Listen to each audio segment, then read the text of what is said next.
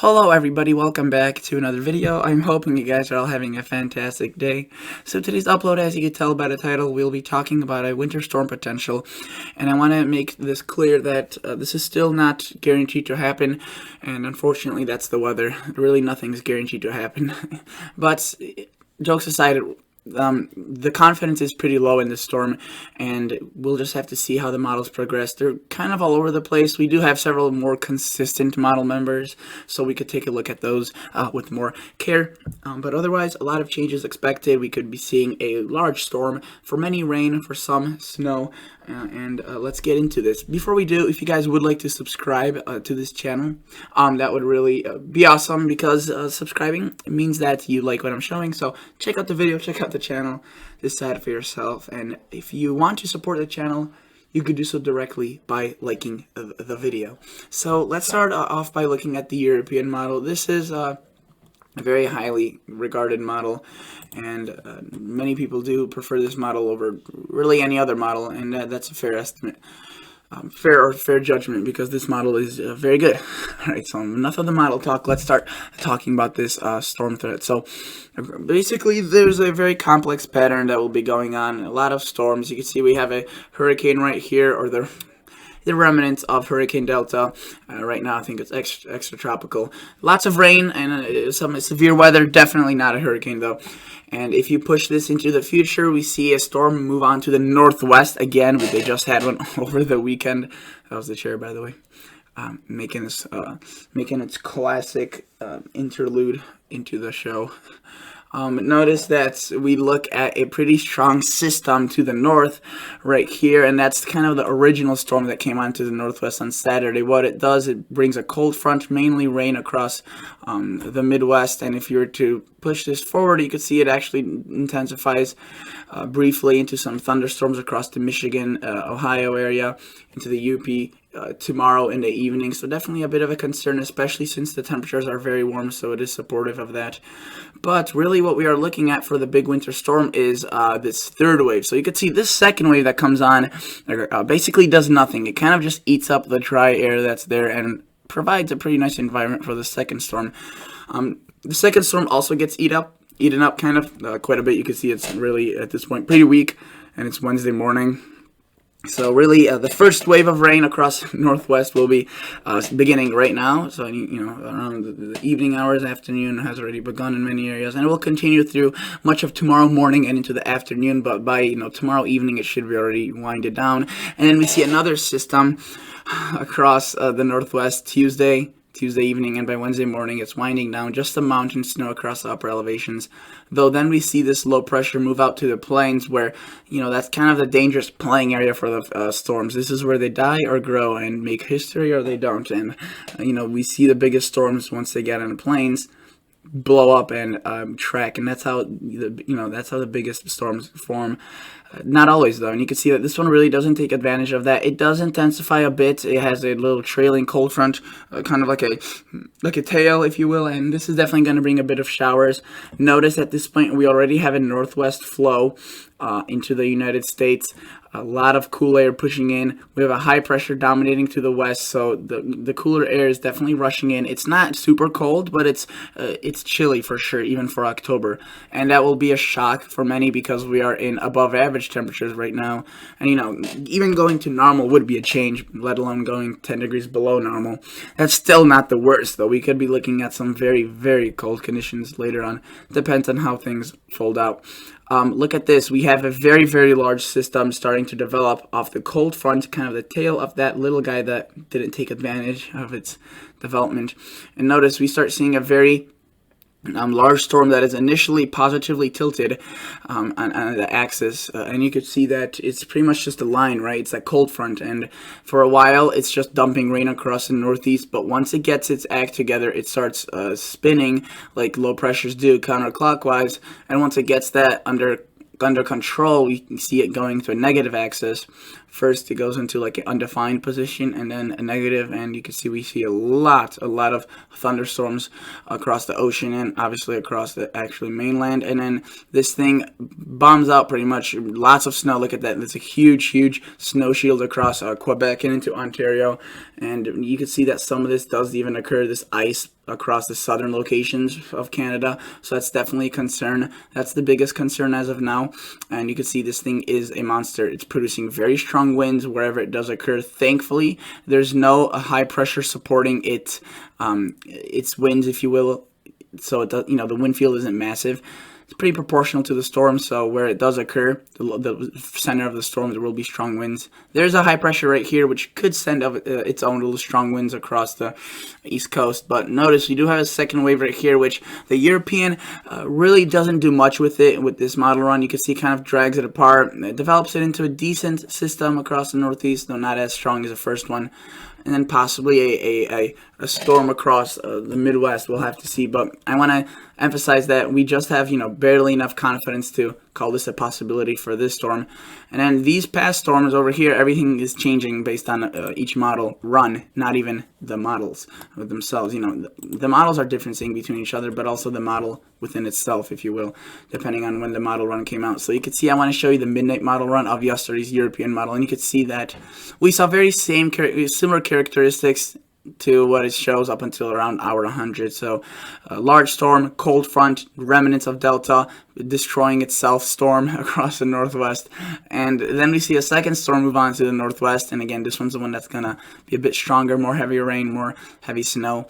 Notice we do still see that system right there spinning pretty strong winds, and that's another thing. If you live across southern Canada, maybe extreme northern US, you could see some brisk, even gusty winds from this storm system, since you could see its wind field is absolutely massive, unproportionally massive to how big the actual storm is, and it really isn't awfully that strong. But with the help of a high pressure, it could do that. Notice last night's model run, it actually intensified a low pressure across the northeast with the remnants and the cold front of the big storm. Kind of developed into a moderate system, but here we can see there's a little guy that doesn't take advantage. Here you can see there's a lot of similarities. It develops that tail like the newest model run showed us, and then as we push this into the future, we see the tail develop into a system, and again it starts off positive, goes into the negative tilt, and once it does that, it blows up into a large system. You can see this model run very similar. It does include a bit of snow and rain across the southern portions where the larger cities lie, and it becomes a pretty big beast. This model run, this previous one, had it a bit stronger. Once it reaches northern Quebec, 971, very strong winds would be most likely to occur with that. Notice it has this low pressure right here, which in the newest model run it also did, but it did a different thing. You can see this model run developed it into a bit something of more significance versus versus the newer one. I want to say, just point out one thing that is consistent, and that is the very cold temperatures that will be following it. So right now we're seeing warmth, and there will be a period of kind of chilly weather. You can see -6, -4, -5, nothing too significant.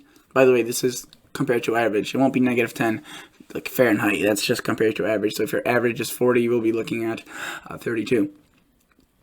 And sorry, 40 minus 12 was 28.